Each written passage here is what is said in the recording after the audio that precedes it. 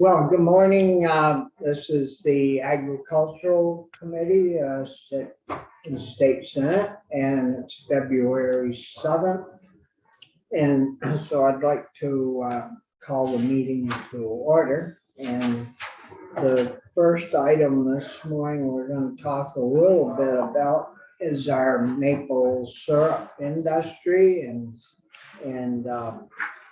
hear how that's all going and hear the ins and outs and hopefully how many gallons we produce. I like getting it off Channel 3 because I think they add to it maybe us being producing more than all the other states in the country.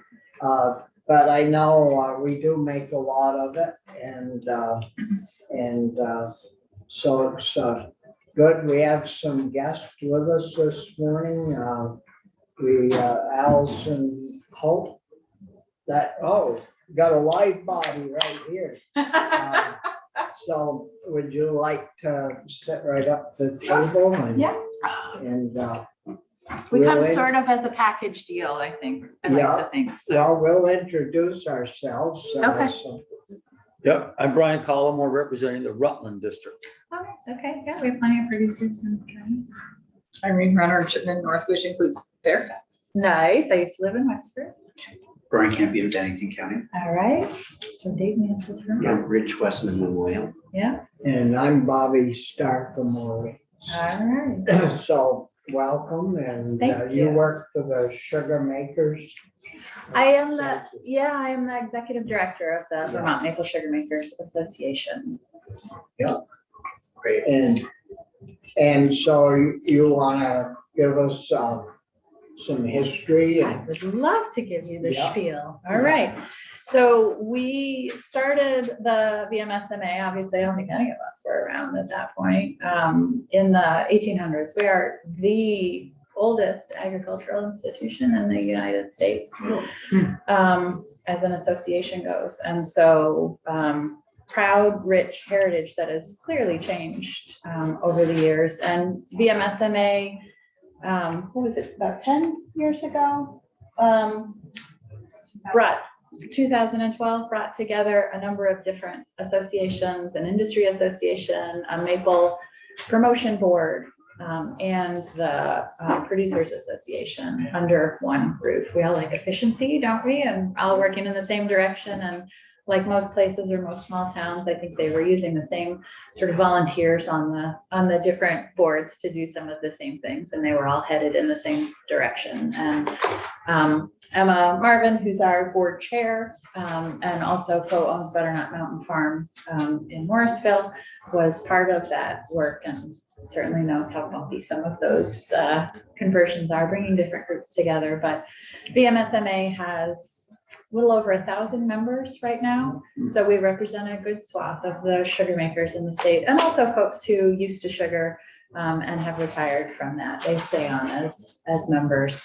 And our focus really is multifaceted. So we have some aspects, a lot of aspects of our work are consumer facing. And a lot of our work is also producer facing. And so we really make sure to walk that line of showing, I sort of call it teaching to fish. So we look at our producers and make sure that they understand best practices about how to be consumer facing. But some of them don't need that. Remembering that about 80 to 85% of the syrup that's made in Vermont is sold to packers that co-pack that syrup and then sell it. So that still leaves a large swath of producers that are responsible for selling their work retail and having retail containers for those ends. So at 85% is about 85. Yeah, that's the going. Yep. So that's the kind of stuff that Emma buys. And then she also has her folks at Butternut have a relationship with producers who sell to Butternut. Some people sell to Bascom's in New Hampshire, or Arnold Coombs, Coombs Family Farm. There are mid-sized producers in the state who also will buy for packers. So it's as Emma said when she hired me, it's a broad tent. It's as with most things in Vermont, you're gathering this group of self-sustaining, innovative, bright individuals who are making their living off of the working landscape and taking care of it.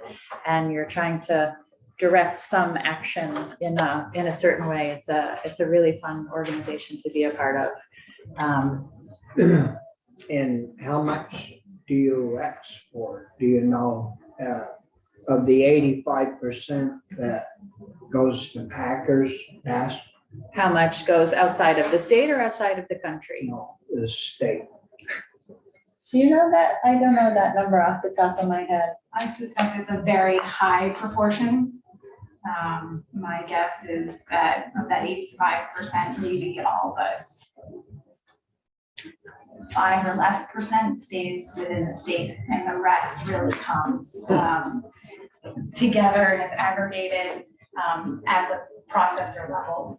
And so I think, at least as it relates to Butternut Mountain Farm, the role we see ourselves playing as a packer is to serve markets that are too large for any one of us as an independent producer to provide product to. Why don't they both come up? That's what I Okay, was, that's why I shifted. And These I- are, so- And- so my question, what percentage of all of the syrup in the state that's produced now goes through Butternut? So I can't tell you that exactly for 2 reasons. One, and Allison, you can illuminate on Yeah. this, the data that we have around what production outputs are is very poor. I can tell you that because the numbers do not make sense in the context of what we purchase. How at many Butternut Mountain gallons do you process at Butternut? Farm. I also can't share Okay. that because it's too proprietary. Okay, But I would say that we annually purchase in excess of 50% of the Vermont crop. right. 50%? of the Vermont crop, right? And so the, That's what I was looking. so the Vermont crop last year, we get most of our data from NASS, the National Agricultural Statistics Service. And I think there's a general consensus, pretty strong general consensus among the industry that those numbers are wrong. And they are a pretty significant undercount of the maple syrup crop and probably an undercount of the syrup crop across the country. So their production data for us for 2022 is 2.55 million gallons. And that was more than half of the country's crop. So we usually hover somewhere between 49 and 52% of the country's crop. So we make the most maple syrup, but we also make more than 2.5 million gallons in any given year. And so what the association has been working on with the International Maple Syrup Institute is reaching out to NASS. And so the gentleman who runs this portion of the statistical service, Lance Honig, has been working really closely with an IMSI committee to update the survey. And they've just finalized that. Next year, they're going to work on the timing of it because unfortunately the survey comes out right about now when sugar makers have so many other things to tend to than filling out survey data, even though they know it's important.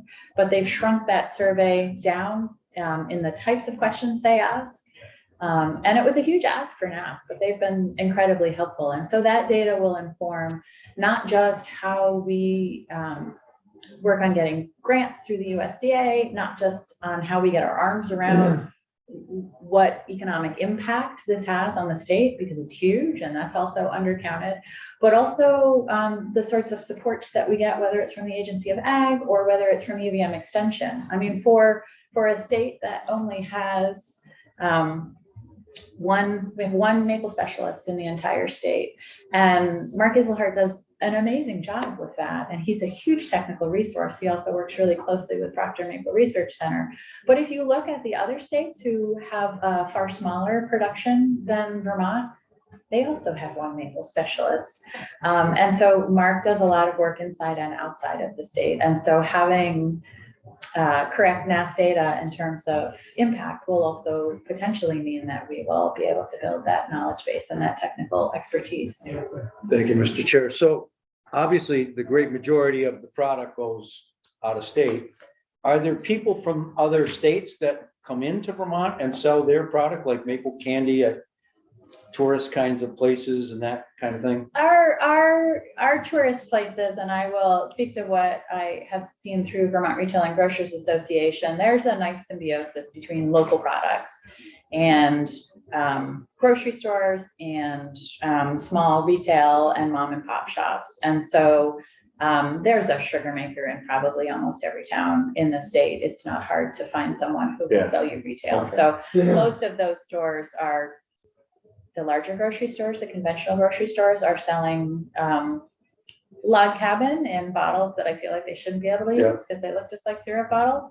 But they're also selling co-packed syrup and they're selling local sugar maker syrup. Usually they try to have all three on the shelf. And then if you look at Hunger Mountain or City Market in Burlington as a co-op, they'll have somebody like Peter Purinton's maple in bulk as well. So you can just get it I yourself. know it's a highlight for me at the Vermont State Fair in Rutland to go to the sugar. I love maple candy and load right up on that. So, yeah. It's the donuts. Yeah. Yeah, the donuts Yeah, really donuts. they do me in. Yeah, they certainly The do. association, do they host the booths at Eastern State? We do. So we were back this year for the first time, and that is just an event in and of itself. So taking something like an association and hosting an out-of-state large booth at a large out-of-state fair from setup to shut down is about 21 days with volunteers. The margins for that kind of event are fairly tight. But it is one of the largest fundraisers that we have. And I think going in, this was my first year going because the last 2 years were, 2 years ago it was canceled. I think that they came to that kicking and screaming, but they finally canceled it. And last year our board decided not to go because COVID was on the uptick. And generally the Big E sees about 1.6 million visitors a year. And so we were maybe just not super interested the summer before last in talking to 1.6 million people, but it gives us a huge opportunity to differentiate Vermont Maple. And even given the number of visitors at that booth, the type of sugar makers that we have working behind the counter, myself included, are able to actually have one-on-one conversations with people, allow them to try the product, allow them to talk about what they use it for, what they haven't tried using it for yet. They bring up memories from their childhood. It's great. And it really, when we talk to people who have gone to the New Hampshire building, oh, I just went to the New Hampshire building and I want to talk to you about Vermont syrup.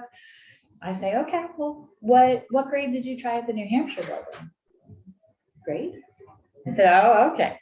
Well, you didn't quite have enough of a conversation. Let's start with the grades. And we pull out the Vermont grade card and talk to them about the different grades of syrup. And we also talk about the throwback grades, right? Like everybody knows, we used to like grade C and that's not grade C anymore. So yeah, it's a great opportunity. Do you keep track of the people the numbers that go through, or do you use the door count? The Agency of Ag manages that building, so I think they keep track of the door count, and I'm not sure I've seen all of that information yet, but this year Vermont Day was towards the end of September on the 26th, and the Big E had, I think, a record-breaking day there where 170,000 people visited. We were nonstop on Vermont Day. It gets a little nutty, I will say. Yeah, the Vermont Day is Yeah. the best day of the fair. It is the best day of the fair. Yep, Secretary Tebbets is there and our Maple ambassadors are there with their sashes on, and we have a parade and throw out Emma's maple drops and hope we don't hit anyone in the Is there head. anything that we could do to make that better, or, The event better? well, I mean, you could The lower our Vermont building. commission. I wrote a check to the Agency of Ag for $26,000 this year. Our sales were good. well, no, But that's a huge, I mean, I understand our parking passes and our volunteer entry tickets all go through the Agency of Ag, so that's paid as part of us contributing. But the 12% commission is significant in terms of us as a nonprofit. I think there's only one other nonprofit in the building. And so, sure, it would be nice to have a lower commission on that end. I mean, I will tell you, we sell somewhere in the range of $225,000 worth of product. We sold like 3,500 containers of maple syrup, just maple syrup alone. You know, we filled 13,000 cream cones, those tiny cones we filled with cream that we made there with Vermont maple syrup. And so our association is self-sustaining in that sense of member dues and industry dues, which are more expensive than producer dues, and any events that we might have are generally break even. And then there's this large fundraiser. We probably walk away after all is said and done with $40,000 to $45,000 Yeah. at bottom line, because it's really expensive to do business. Our hotel bill alone is like $14,000. So, and I get it. It's good exposure, but it's also really good exposure for the state for us to be there. So You should be be volunteering volunteering your time. we would welcome anyone. They're 12-hour shifts, and you're on your feet talking to people. I walk through and get my sugar donut. Well, you let us know. I was there this You should year. be down there There making you the go. donuts. Well, I am usually down there. Eating. Thanks. Yeah, so I'm just trying to find, maybe the question is, what are the biggest threats to your industry? How Yeah. can we help? What a great Because it question. is such, like you said, whoever, New Hampshire makes it, I mean, they try, and I'm sure it's good. No, there's I would go something on about- record saying that ours is the best, and part of Yeah. it is that the state has set the regulations so that our syrup has a higher density than other syrups, yeah. which gives it a different mouthfeel, but also it's Vermont. It's Vermont, and I'm Um, just wondering are we seeing the decline in sugaring farms like we're seeing the decline in other farms? You're Okay. not. And so here's where I think that comes in, is that we are seeing an increase in sugaring. Okay. We have a broad swath of different sizes of producers, Okay. large and small, and there's room for everybody. It's a high barrier to entry. The equipment is not inexpensive. Yeah. But people are making a living at it, and people are deciding to choose not to have off-farm jobs. People are innovating and just selling sap, so they don't have to do all of the production. Oh, And they that's can just interesting. collect the sap and That's sell it. And so interesting, UVM, Mark Cannell at UVM has been working on sap collection as a business. But what the industry really needs is, there's been so much change in the last 20, 40 years, whether it's different kinds of taps, tubing, RO, vacuum, electric evaporators, you name it. There's a lot of changes. And in order to stay on track, get ahead of that, continue to support sugar makers with innovation, technical expertise and knowledge base and knowledge growth is really what our sugar makers need for support. And we have some of that covered at the association level. We have some of that covered at Proctor. We have some of that covered at UVM Extension. At the association level, we were fortunate enough to receive earmark from Senator Leahy's office last year. And so we use that money. The vast majority of the earmark we got is going direct to sugar makers as a grant program. So we started a Sugar House certification program a couple of years ago, which is really based, because there isn't really another one in the country that does this, is based on food safety and the FSMA regulations. And so those were updated several years back. Maple is a low-risk food as far as the FDA is concerned, but there's still a lot of work when you're making a food product and you're doing it in a sugar house that might be connected to your house. There's a lot of food safety regulations that you need to understand about. And so we dove into that and have a program that we run that is self-administered and self-sustaining, and we hire certifiers to go out and run sugar makers through the checklist. We have a template for everything. So if sugar makers need help with an operational manual or something related to food safety, we've taken care of all of that, and we've written that all down. And so the grant program that we got through the earmark, or that we asked for through the earmark, goes hand in hand with certification. So it's, here's this thing you're responsible for because you're making food and that's your business. Here's the way we're going to help you be successful in that. And that grant program means you go through certification, something's not quite right, you need to fix it. I'll give you a corrective action list.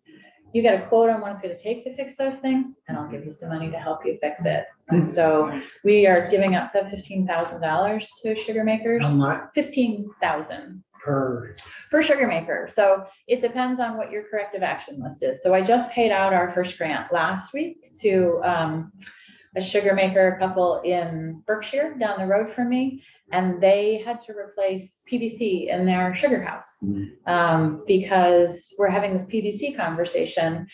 Maple is often left out of these conversations, but PVC should be potable water, PVC, right? Of course it should be. It shouldn't be drain waste vent. That's not what you use when you're making food. But we're bringing some things to light that needed to be brought to light. So when you have that conversation, it means people need to make a shift. He only spent $1,500 reworking all the PVC in his sugar house and buying a portable hand wash station. So there was no match associated with the money that I gave him. He gave me receipts. We went back and forth a little bit to understand everything. I wrote him a check for $1,500 and he's whole, and he's got a better sugar house because of it. And he's better able to have those conversations with other people because we've centralized this conversation on food safety. So that's how we're trying to build the knowledge base inside the association.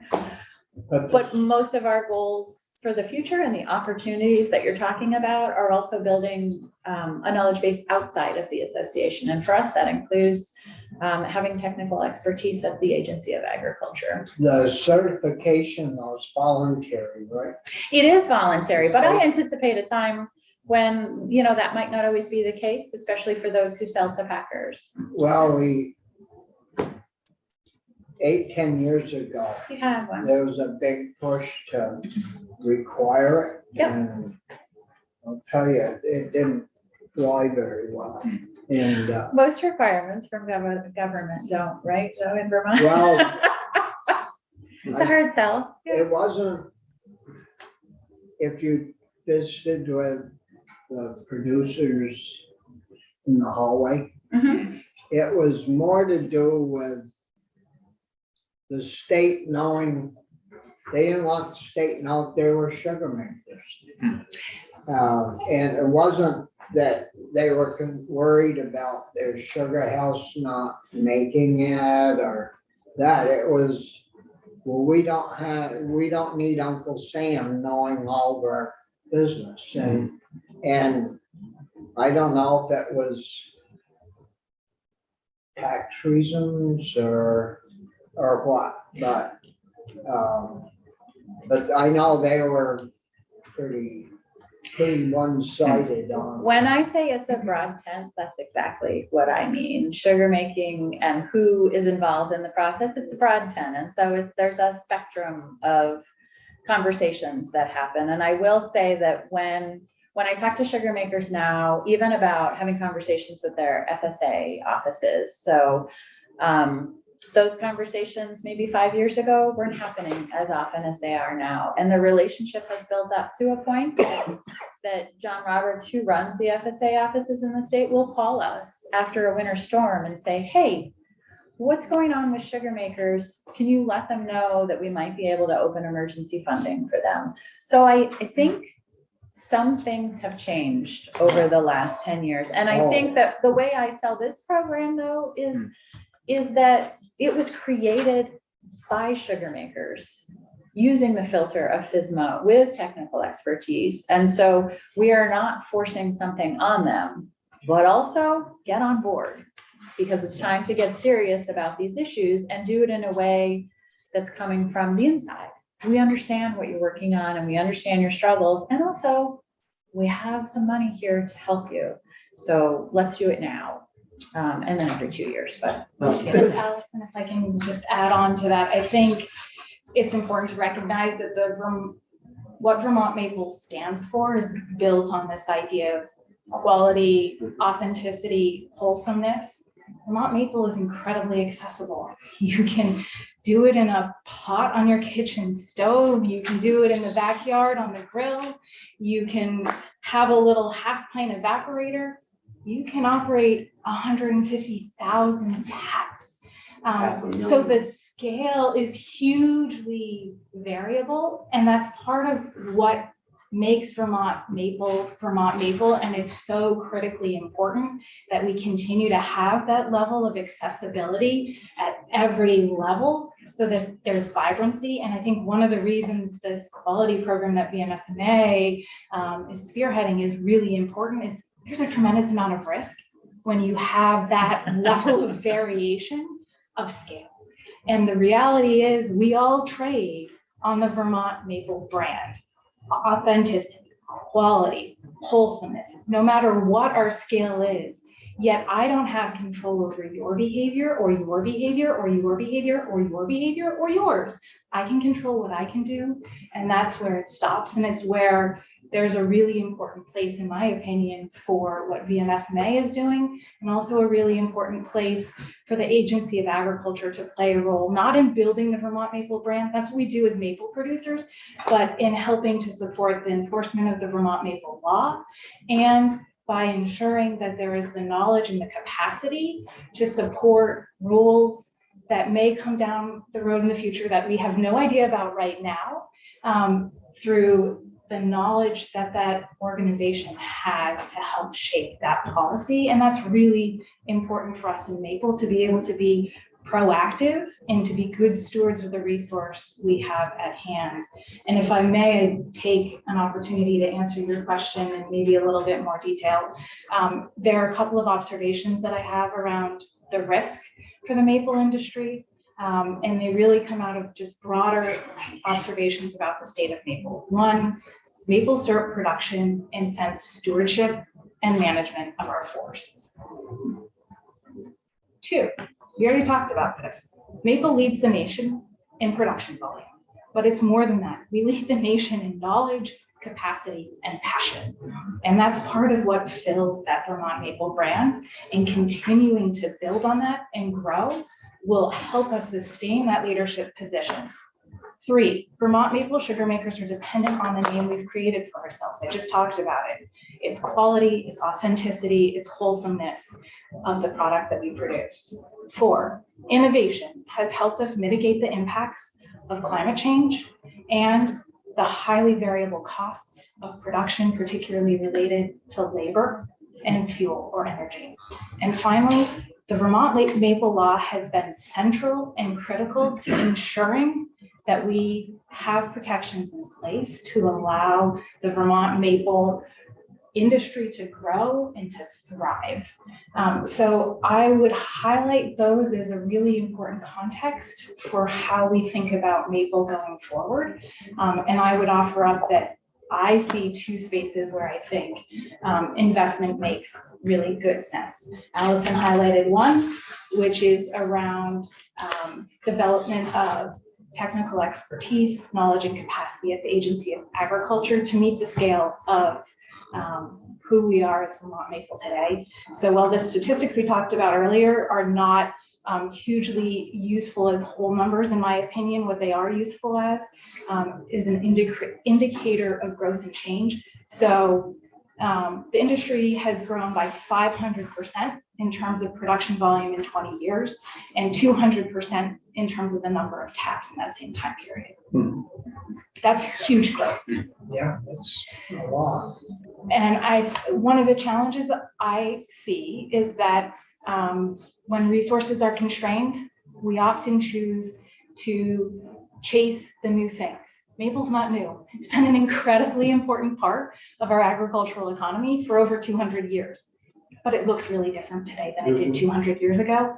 And just because it's not new doesn't mean we can ignore it. So making that investment in the capacity of the Agency of Agriculture is critically important. The second item I would highlight is the importance of protecting the resource. Maple's complicated. Are we forest or are we agriculture? Where do we fit in this puzzle? Well, I can tell you we don't fit anywhere really neatly.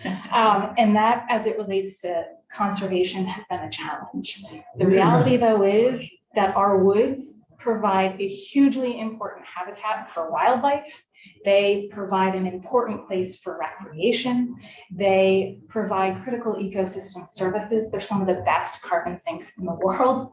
And so there is conservation value in Vermont's sugar bushes in and of themselves, beyond the economic value, because of the community value and because of the natural value of the places. So I would encourage us to make sure that we are taking actions that support conservation as it relates to the resource that supports Vermont maple.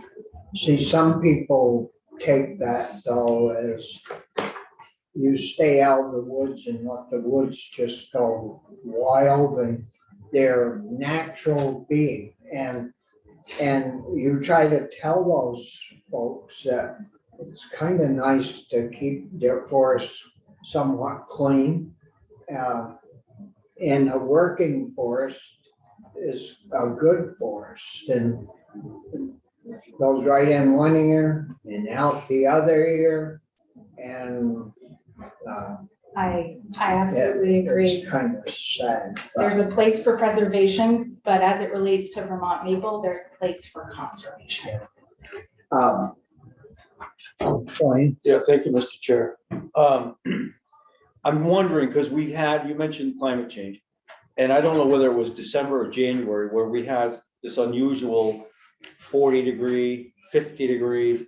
How much of an impact did that have? I guess it's hard to tell because the season's not over yet, but how much could that have in terms of an impact on final production? Did the trees wake up and say, hey, it's time to get going, and then went back, or how does this work? So I'll give you one example based on our own home farm operations. So in addition to the packaging and distribution we grew off of our own home farm on the side of Butternut Mountain. We have grown from 4,000 taps when my father started the business in 1972 to 30,000 taps. So we're mid-size operation these days in Vermont. These days you're small. I know.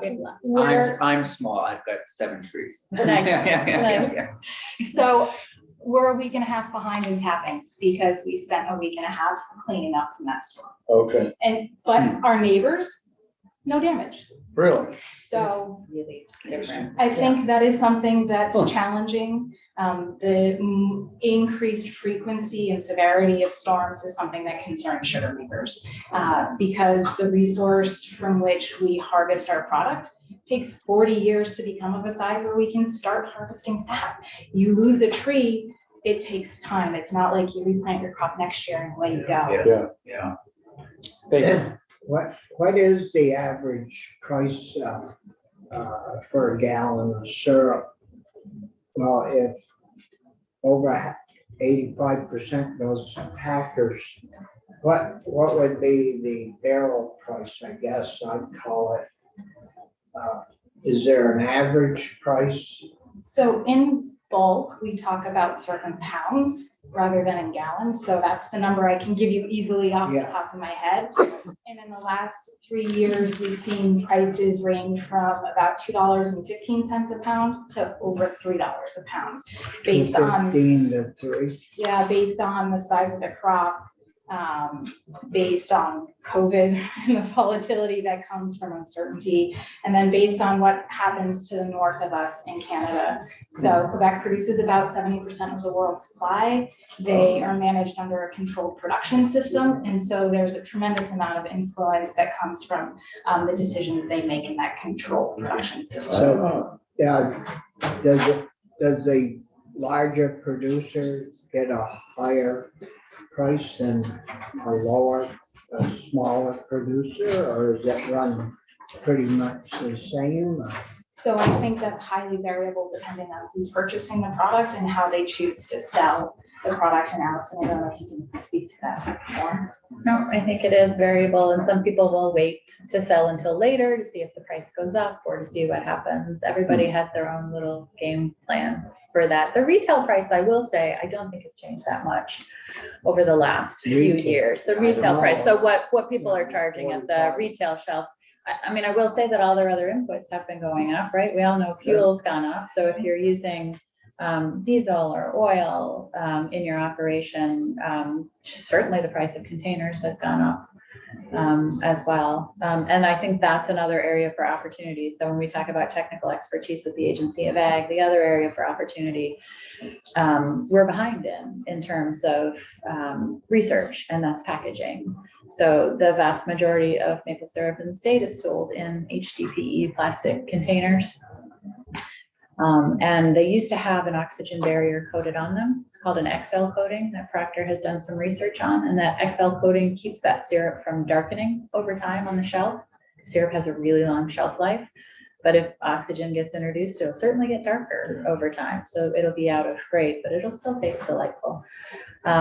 We had a hard time during COVID getting those containers. And now the folks that make the containers that we purchase for our branded containers, you can't get the XL coating anymore. So, so they're just the regular HDPE containers, but we have a legacy of glass, plastic, metal, and that's it. And the packaging innovation that has not happened at the maple syrup level is pretty startling compared to what all other food industries have done. And I think that's because we're disparate across the country and even in the state. And it's an expensive prospect. And so there is an opportunity to work across countries with Vermont, or across states with Vermont being the leader in terms of packaging, and how to research what we could use, what is possible in the next 5 or 10 years, and then what impact that has on quality, how easy it is for the sugar maker to pack it, and what we can get the consumer to purchase, and what it looks like from an ecological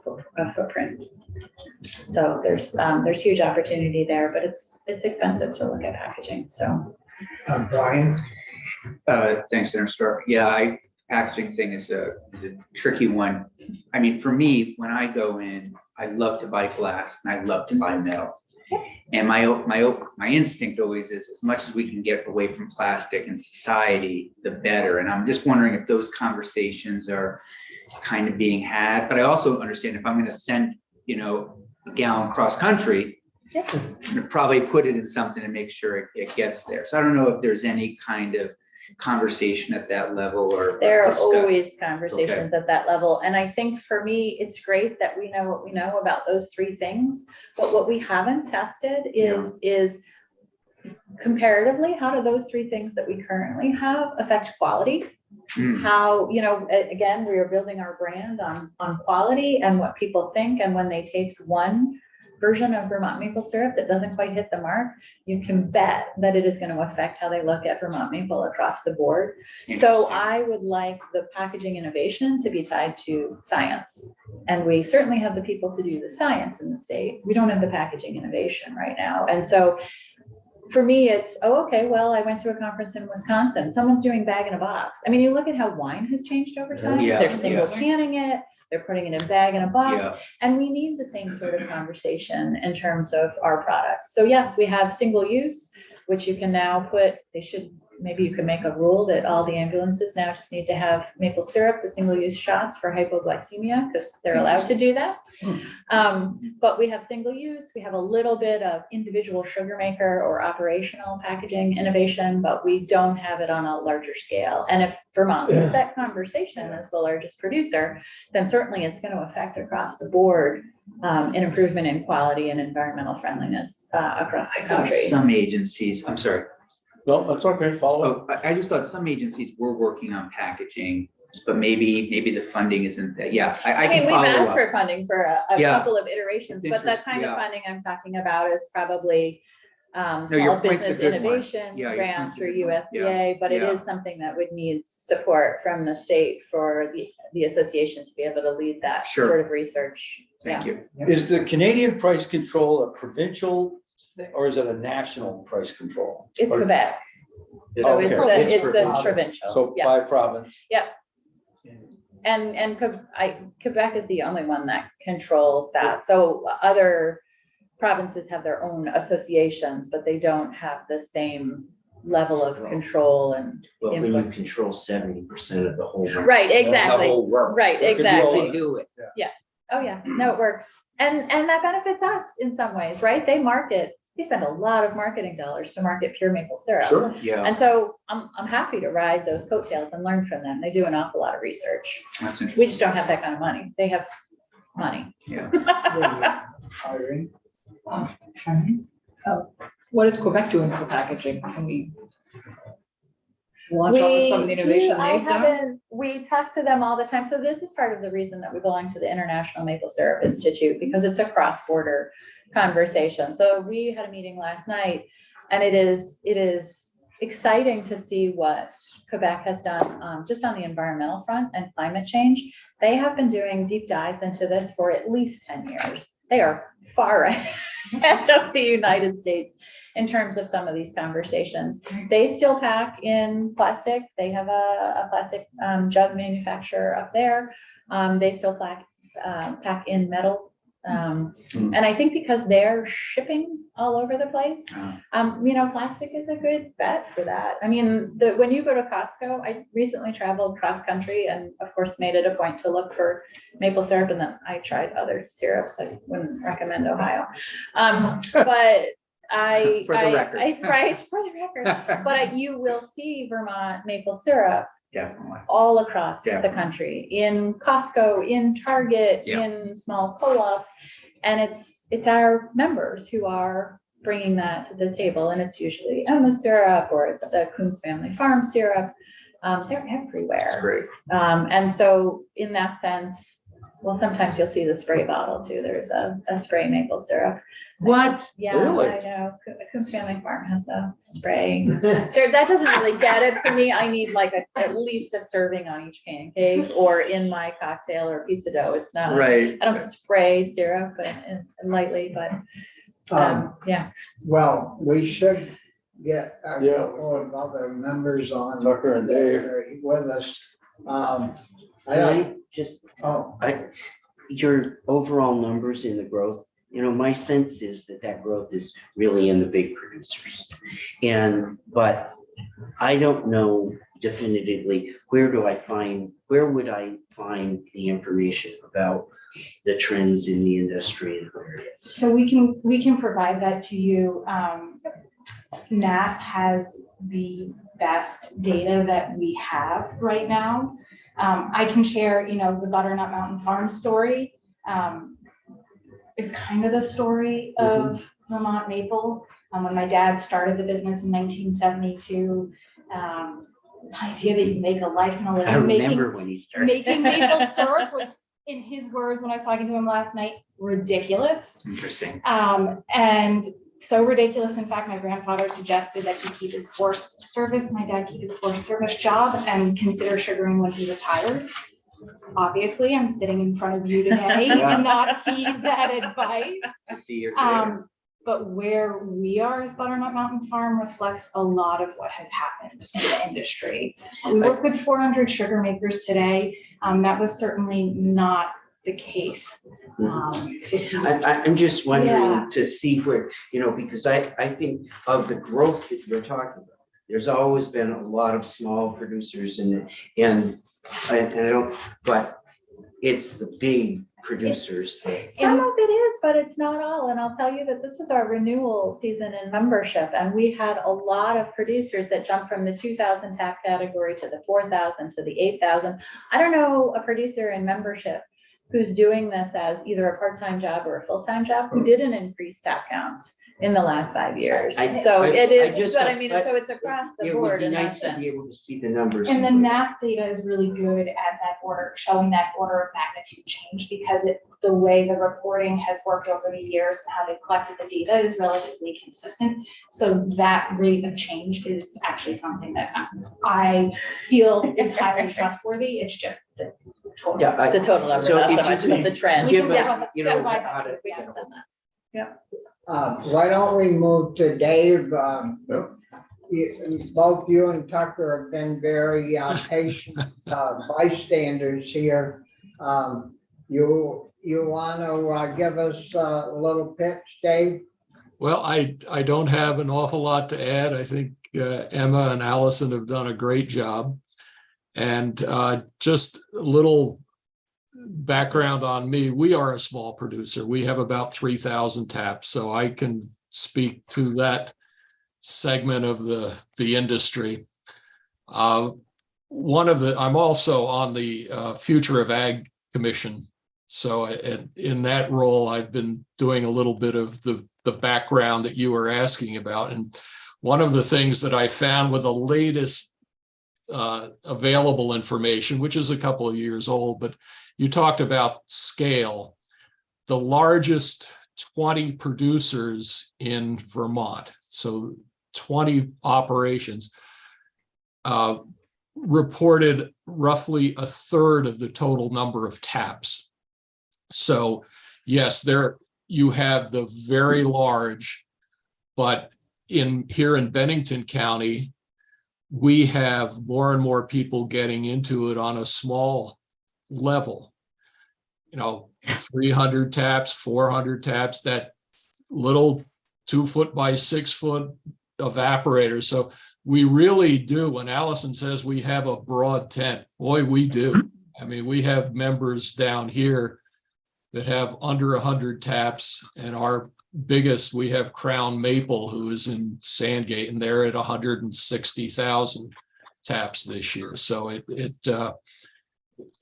it's hard to well represent everybody, but I think we do a good job.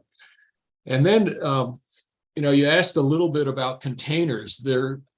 I was always amazed when I went to Canada, they package syrup in what looks like a soup can.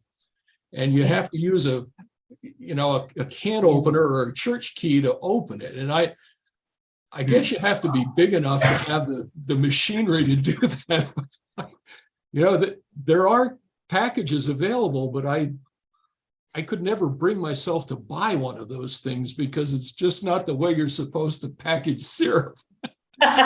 So, we have our likes and our dislikes, but really if we can get support to either encourage Sugar Hill, who is the primary manufacturer of packaging in the US, to get back in, get their XL coating to help maintain the color and the grade of syrup, and also to support the innovation and new types of packaging. I think that would be great for everybody, including guys like me. I sell a little bulk, but I try to wholesale or retail most of our syrup.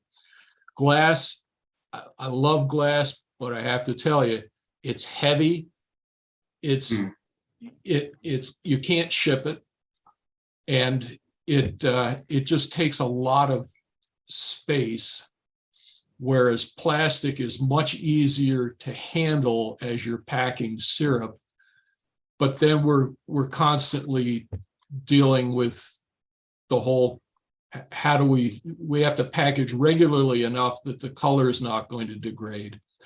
And metal, I guess it's getting better, but it's hard to find metal containers. And it's always been, in the past, the problem of somebody opens their can of syrup, puts it in the refrigerator, waits for 3 or 4 months, takes it out, and it used to pick up a metallic taste. And so metal became we tried to get away from that because people didn't know how to handle it after they bought it. The new cans may be better. I don't know, because we just got away with it for that reason. So we need something that syrup stores well, is easy to ship, and also easy to handle and pack. And at this point, we look at it, we do a little glass, we do mostly plastic. And I think that as an industry, if we can continue to pursue innovation in packaging, that would be great. And those really were the 2 points that I just wanted to re-stress what was said by the others. And thank you for giving me the opportunity. Well, Maple, it's a big part of Vermont, just like Darien is. And this is a kind of a loaded question, maybe. does size drive the price? Now, the big guys, the 20 largest producers, are they driving the price on the rest of all the other producers? In my opinion, the answer is no. What drives the price on syrup is Canada. So the Federation in Quebec, which is, so in Quebec, if you're a producer, you either sell retail or you sell to the Federation. So they are like the co-op for the vast majority of the Quebec crop. And I don't know the percentage, but my guess is Quebec probably makes 80% of the Canadian crop. So whatever the price is in Quebec, that becomes the benchmark price for what the packers will pay in America, because they can always go to Quebec and they know what the price is going to be. So one of the factors there is the value of the US dollar versus Canadian dollar. And who would believe we'd be talking about that with maple syrup, but we are. So as the dollar moves, so does the cost of someone buying syrup here in the States. The size of the crop has some influence, but there's also a strategic syrup reserve. Instead of oil, it's syrup up in Canada, and they maintain that to keep the boom and bust cycles out of maple, and it does a good job. So we know that the price will fluctuate a bit. The price will vary whether you're certified organic or not. It used to matter if you were Vermont syrup, but we used to get a premium for Vermont syrup. That's not the case anymore. It's just become a commodity. And in my opinion, it's based on the value that Quebec sets for their syrup and how much is out there. We had a great year last year, and if you talk to the people who are buying bulk syrup, most of them still have quite a bit left. I mean, the demand was great during the pandemic. Sales are dropping a little bit. The warehouses are still full. I still think we're in a great position, but I know with my own syrup, sales have cooled off a little bit from what they were last year, just because people aren't home making pancakes every day. It would seem to me that if you have a group or an association or a company that can afford to put in 100,000 tap sugar bush, is going to figure out a way to get rid of that syrup somehow. And if they, they've got some deep pockets, or they wouldn't be doing 100,000 taps. And you take the little guy that wants to do 2,500, 3,000 tap sugar bush. They're doing that to earn a little extra money to help pay their taxes or their insurance and things on that they have on the farm. Or if they don't even have a farm, they just bought the little sugar bush. They've got mortgages and things that they need money for to pay those. So can I just say that sometimes it's the smaller farms actually who can create a niche market for themselves, and they are better able to share their story about their farm. They're the ones who actually can charge more for their product in the way that they show themselves to the consumers. But I also want to make sure that I want to be careful not to other the larger producers, because I think that's an easy thing to do. But But folks who have 100 or more thousand taps, those are still family farms in Vermont. And so believe you me, there's one up by me in Fairfield that is completely family run and not living high off the hog. They happen to have 3 different sugar bushes and are most likely somewhere in the 90 to 120,000 tap range, working their butts off all year round and still trying to figure out, okay, if I add a yurt over here and I Airbnb it, is that Yeah. going to help? And so I just want to make sure that these are all, for the most part, family farms. And we know there are some standout ones that are backed by investment firms and maybe are not, but those aren't the norm for larger sugar makers. So You take up my way, in Island Pond. yes, that's a different story. I mean, you have a hard time looking down the row of evaporators because there's so many of them. Yep.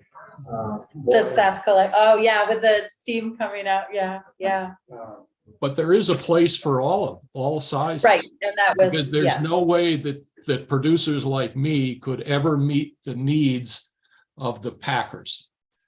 I mean, we try to create a niche because we can make more money if we wholesale and retail. And I hate having to send a drum off to Bascom's but sometimes we do. But there are guys with the efficiency of scale, if they're up to 50,000 or 100,000 taps, their whole emphasis is producing, keep your costs down, and that bulk price gives them probably the same margin that we get with a small operation. The difference is that we are able to, our costs per gallon are higher, but we make up for that because we can wholesale some of our syrup to local markets or sell right out of the sugar house. So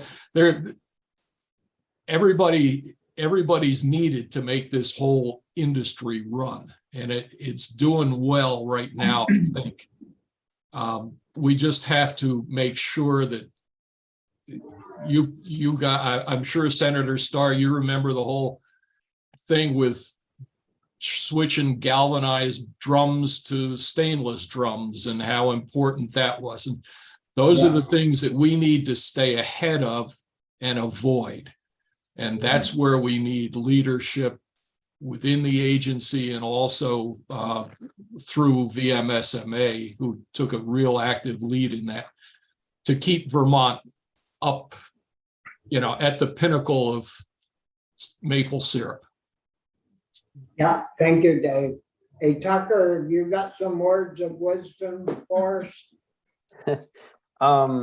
Yeah, thank you. A lot was already covered, I think, by others. I had actually put together a few slides, and maybe I'll try and get those up if I can share my screen. Looks like the screen sharing is.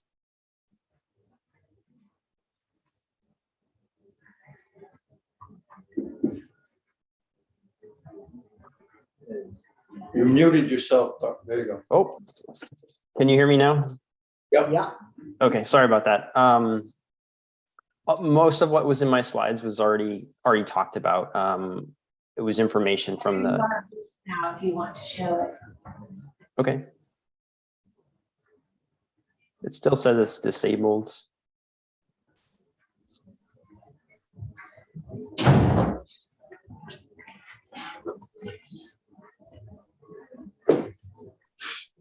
is there something wrong? Sorry, yeah, there is something wrong. So Okay, Tucker, Try it again. Try it again. Oh, there we go.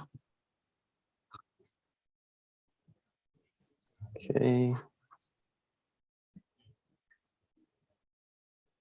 no, can't see it. Can you make that bigger, Tucker? Yep. There you go. All right, is that showing on your end? Yep. Okay, so this is data from the NASS statistics that was already mentioned by Allison and Emma. So we don't have to go into it too much, but just showing that the Vermont production continues to grow, and the latest data from 2022 was shows an increase from 2021. Again, these are the kind of the best overall statistics we have, and there might be flaws with them, but just kind of pointing that out, that if we're looking for the data, it's likely going to be from NASS. And in terms of price data, there wasn't price available from 2022, but there is some information from the prior 2 years. And what that shows is that the price was increasing between 2020 and 2021. Here it says the average price per gallon was $32 for Vermont syrup in 2021. I don't know how accurate producers might think that number is, but that's kind of the best number we have. And the total value of production in 2021 was 56 million. So those are just some reference points for the discussion.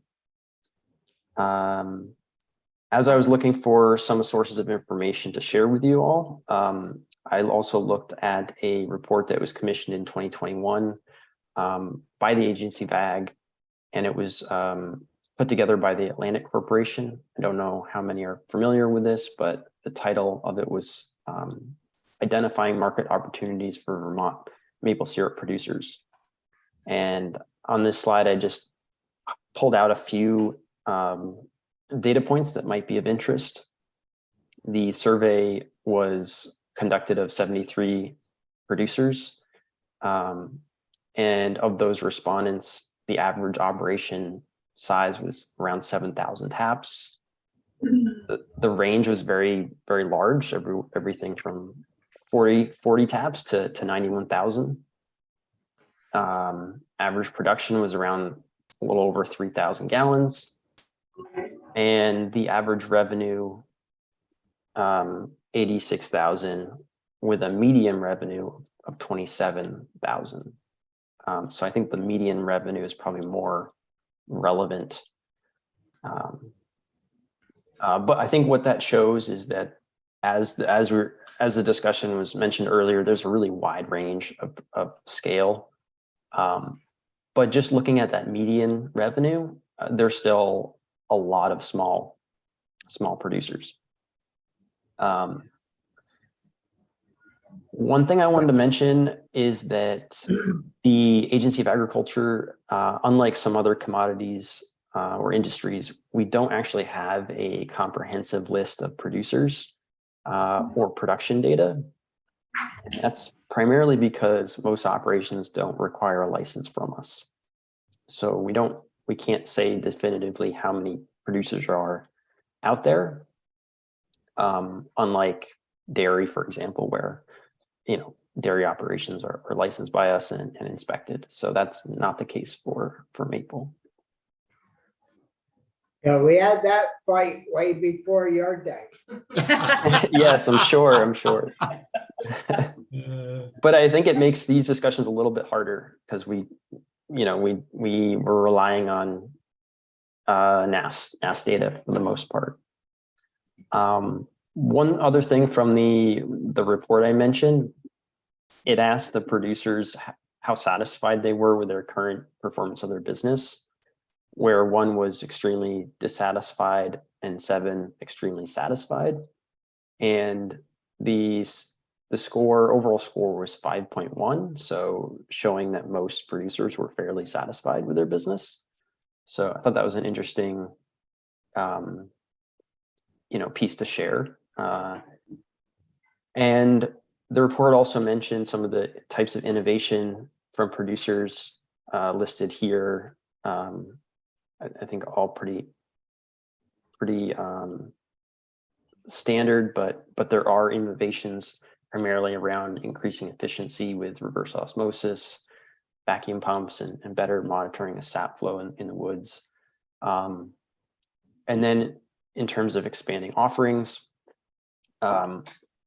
producers are looking at organic certification, ways to market their products that are showing that their sugar bushes are bird friendly or have other environmental benefits. And then, people getting innovative with self-service kiosks where you can get maple on tap. So, and just briefly, the last slide I had was just a little bit about my work within the agency and the regulatory side of what we do. We've been doing retail store inspections on maple products pretty consistently for the past 3 years.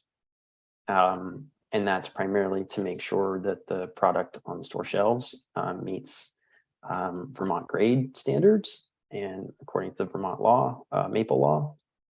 Also respond to consumer complaints about maple. Those could be quality complaints or food safety complaints, and we could follow up on food safety issues as well. And then provide technical assistance on those regulatory requirements with producers. So things like the grade standards, labeling,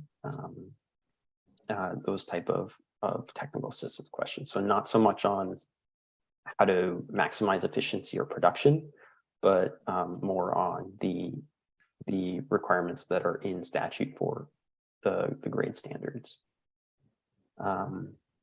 In 2022, I did 19 inspections at retail store locations. Some of them were follow-up to consumer complaints and others were more routine. And most of the issues that we're seeing are relatively minor. It's already been mentioned that color can be a challenge in the uncoated plastic containers, and we're definitely seeing that as the most common thing that is causing a syrup to be off grade because it's too dark. But I would consider that a pretty minor issue in terms of, that syrup is still good syrup. It just happens to be too dark for the grade. But we do sometimes come across more significant issues. And when we find issues, we'll work with producers to correct those. So information about our inspections are on our website as well. We've been posting a summary each year. And those were the slides I was planning to present to you. But happy to answer any questions as well. Yeah. Thank you, Mr. Chair. Tucker, in that sort of self-evaluation piece where the highest was 7 and the average was 5.1, what were some of the reasons that they didn't feel that it was a 7, if you know what I'm asking? That's a great question. I'd have to dig back into some of and I don't know if I don't think I have the individual responses. So I can't say for certain, sorry. That's all right. I didn't know if it was the amount of production or the wholesomeness and quality or whatever. My guess would be a lot of the issues that we've already talked about today. All right, fair enough. Thanks. Rich? So, thinking about across the border and what they do, the inspection level is way higher in Canada. They inspect every barrel that is wholesale done and all of that. The move in all of Canada, particularly in Quebec, is to have nutritional labeling on all their packaging now. And that will be totally in place in 2006. Have we thought about any of that? With all the health concerns that everybody, and if everything coming out of Canada is packaged on the front with nutritional labeling, have we thought about that? So my understanding is that the Canadian maple folks have done a phenomenal job advocating for maple, and as a single ingredient product, they are not required to have packaging label. They have received an exception. So in the same way that here in the US, we've had to navigate the issue of added sugar, which at one point FDA was going to require us to put into the nutrition facts panel that maple syrup contained added sugars. Doesn't make any sense. Would be highly confusing to a consumer. We've we've crossed that bridge, we came to a solution, but the folks in Canada have had to deal with a similar issue as it relates to their labeling. And I think as consumers continue to be highly concerned about and aware of sugar as it relates to health, that will be something we will continue to have conversations about. I also would highlight that I think it is exactly those conversations that have helped us grow the maple industry. But I Our think it would biggest, grow because, you know, it is sugar in it and the sodium content and all. It's a better product than. our biggest challenge has been getting consumers to spend a moment learning what pure maple is compared to other sweeteners. And the focus on sugar as the next food evil has meant that consumers have taken that time to learn about maple, and that has been tremendous for our growth collectively as an industry. Maybe, we gotta move on, but maybe Yeah, you gotta tell after, us, because we could talk about it all after day. the sugaring season, maybe we could get everybody back together and Great idea. get a little recap on how things went. And, but it sounds like things are rolling. Any complaints or, and the only thing we can work on maybe is, the Department of Ag's charging, takes 12% of their sales. Sorry, Abby.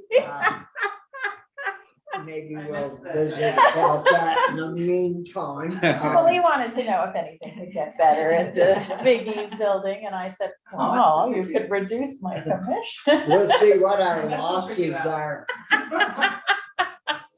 I know we put 400 grand into the building last year, and there's a bunch more this year. That was certainly deferred maintenance. We'll have to see Yeah. what our losses are to see if we can get any more. But anyways, thanks a lot. Thank you, And appreciate it. Thank you, Dave and Tucker. Yes. Sometime, Tucker, let us know what a piggyback is. Yeah, that was straight from the report, so, yeah. But anyway, thanks, people, and Thank you. we'll move on. I think we have Peter Walk possibly, and Peter Schneider. Yep. Good morning, Senators. Morning. Morning. After the course, we're running a little late. Not that we started late. No. We asked too many questions. Well, that's the nature of the business. Yeah. The reason we asked you folks in is last week we had testimony in regards to the farm labor housing issue.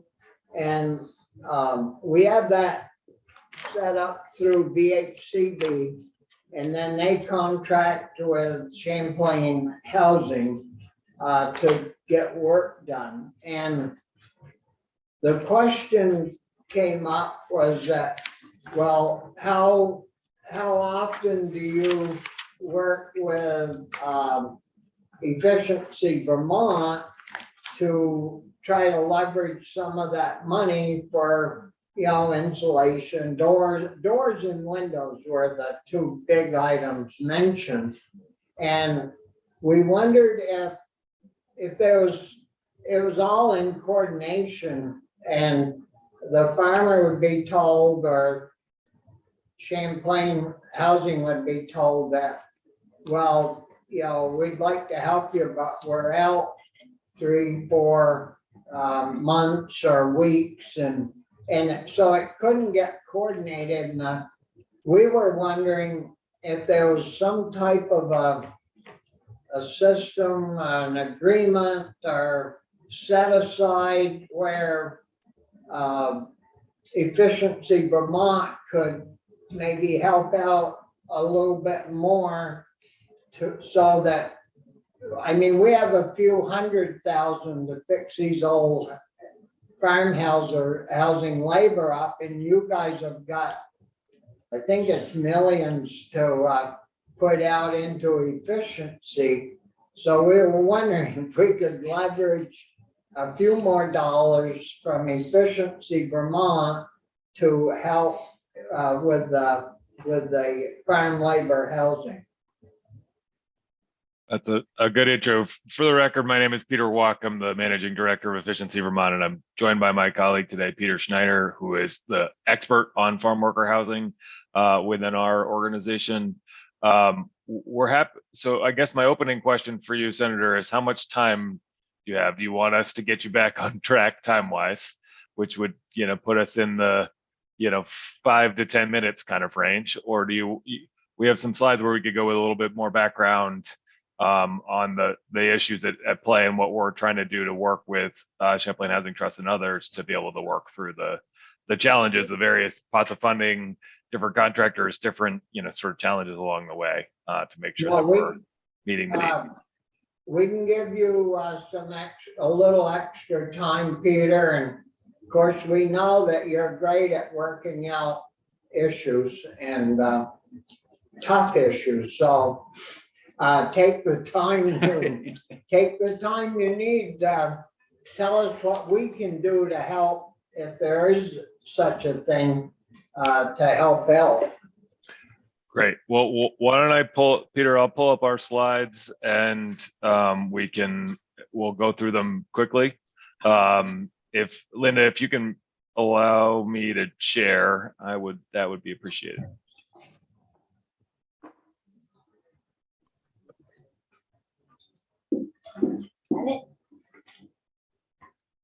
All right, thank you.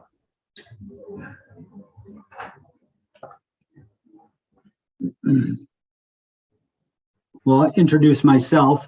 So Peter Schneider, I'm a senior consultant at VEIC and Efficiency Vermont, and I've been working on the farm worker housing initiative since really focused on it since about mid 2018. It's always been in the background, I think, for all organizations, that this is an issue that needs attention. And as you're all aware, it's a really tricky space on many levels, and in particular the housing space. So I just want to give you some background in regards to the work we've been doing. So and I'm going to break this out in regards to, just going to look historically at what we've done, but then I'm going to jump into some of the services and the work we're doing in both the new housing space to both replace existing farm housing and augment it when additional housing is needed for instance, overcrowding. But then also talk about the repair work and the supporting role we're playing with Champlain Housing Trust. So, and please interrupt me at any time if any questions arise. So you can see back in September of 2018, we started working with the Milk with Dignity Standards Council and Migrant Justice, and we began collaborating on really evaluating farm worker housing conditions. Of course, they were really aware of some of the concerns in this space, had been advocating for farm workers for a long time, Migrant Justice over 10 years now, and Milk with Dignity the last 3+ years. So we work closely with them. We started visiting farms and getting sort of a better grasp on the condition of the housing and whether repair was suitable or whether replacement was the only option. And we started looking at those options of, if we needed to do that type of work, what it would look like with regards to costs. And then, of course, getting those costs covered, which led to late 2019 with the Milk with Dignity Standards Council. We approached VHCB, Vermont Housing and Conservation Board, to talk about these issues and bring some specific issues to them that we had viewed on site, and then really had sort of a framework for what this could look like in regards to beginning to pick away at the need for new housing specifically, but also starting to talk about repair and how to serve that need. So just to go down this timeline quickly, we started working with the USDA Rural Development Program on a loan product they have and how that could fit. We then were working with Jeff Wilcox and Sarah Phillips at the Office of Economic Opportunity, and specifically the Weatherization Program, because it seemed like a great fit to serve the farm worker housing. It is a very complicated housing sector, and I'll share some more on that in a future slide. And then we started pursuing funding. We went to the Vermont Low Income Trust of Energy with Milk with Dignity Standards Council, then to Vermont Community Foundation, and we set up a pilot funding and started working with farmers on replacing housing in the most urgent circumstances. And you can see we continued to work with VHCB through early 2021.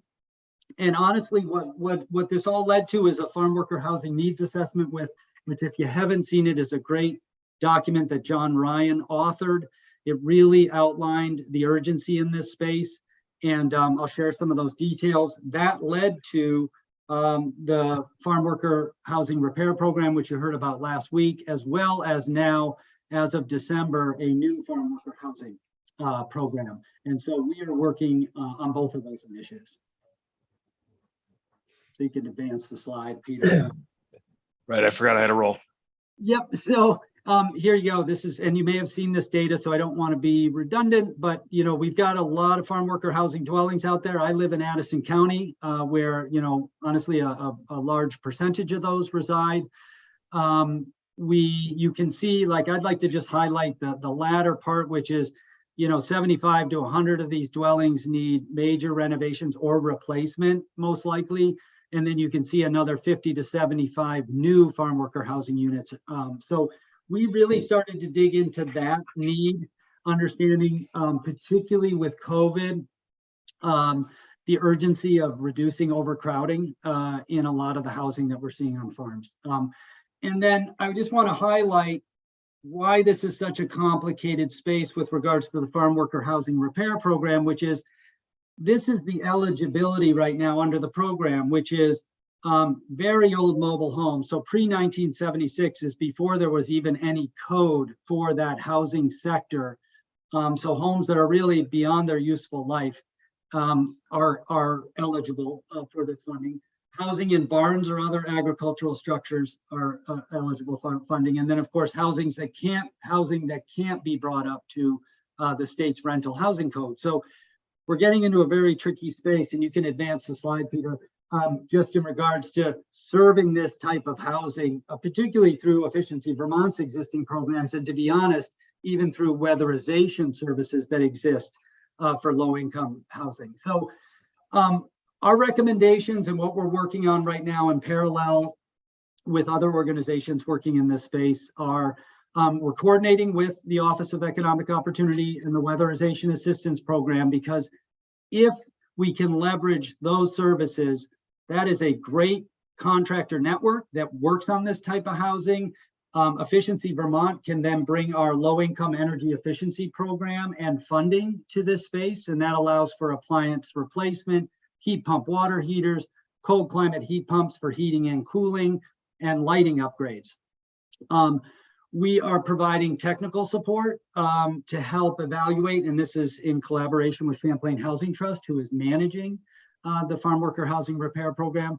So we have expertise, you know, in this existing house space. So we're bringing that to the table and identifying opportunities where we can move beyond sort of the baseline repair work, which might be mold or mildew remediation or a roof repair or replacement, where we can start looking at indoor air quality, comfort, energy efficiency. And so we're just beginning to work with CHT on that. They received the contract to run that program just about a year ago. We met with them initially to offer our services. And, you know, I think that they were just getting their feet under them in regards to what this program would look like. They had 45 applicants, as you may know, during the first round of funding. We're able to fund, I think, 18 or 19 of those. And they're just beginning to better understand, you know, how they need to leverage other services, such as those that Efficiency Vermont provide to help serve these farmers and workers. We're helping the farmers connect with qualified contractors to do this repair work through the Efficiency Excellence Network that we run and manage.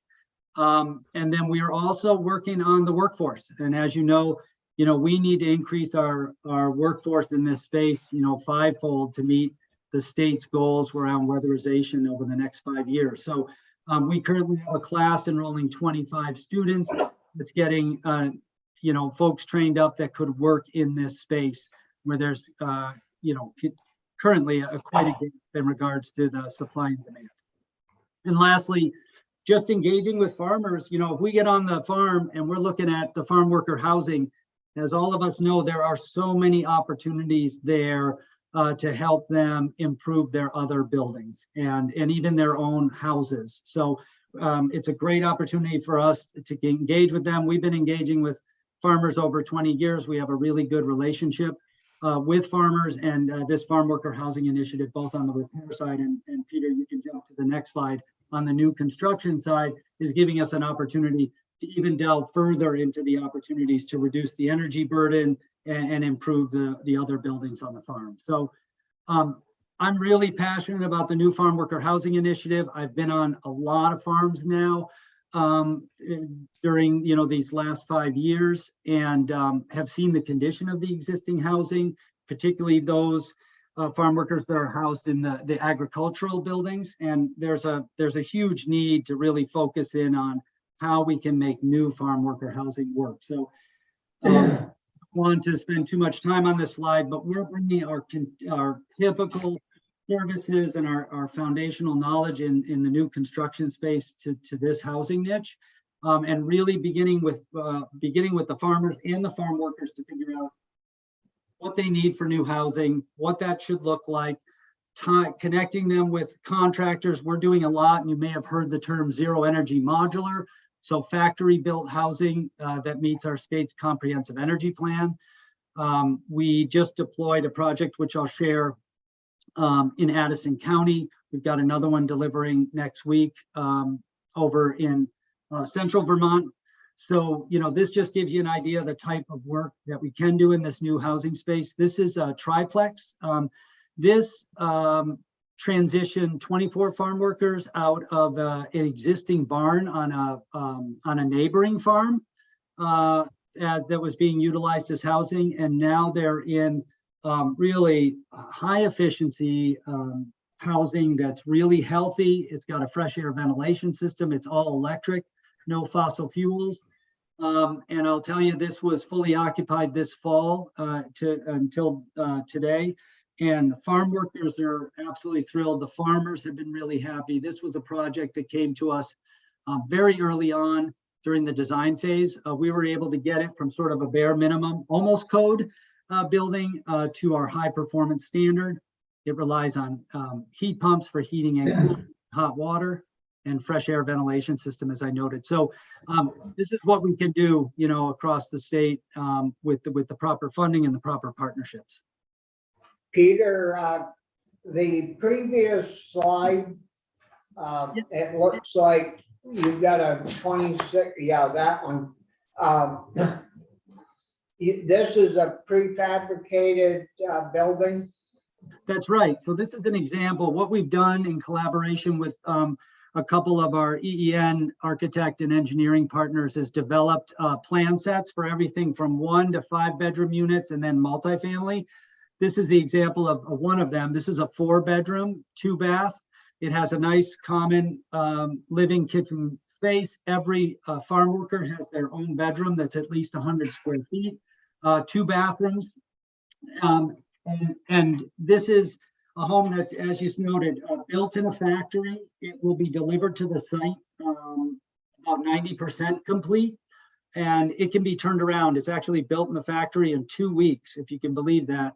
And it's about 2 weeks on site to complete the home once it's delivered. Of course, there's the site work beforehand as well. And depending on whether it's a new piece of land or replacing an existing structure, you're still typically going to be upgrading water, sewer, electrical, putting in the foundation system. So we actually have this exact home planned up in Franklin County right now. And then we have a 5-bedroom version that will be going to the St. Albans area. And we have a 1-bedroom is the one that we're delivering to a farm in central Vermont in the next week or so.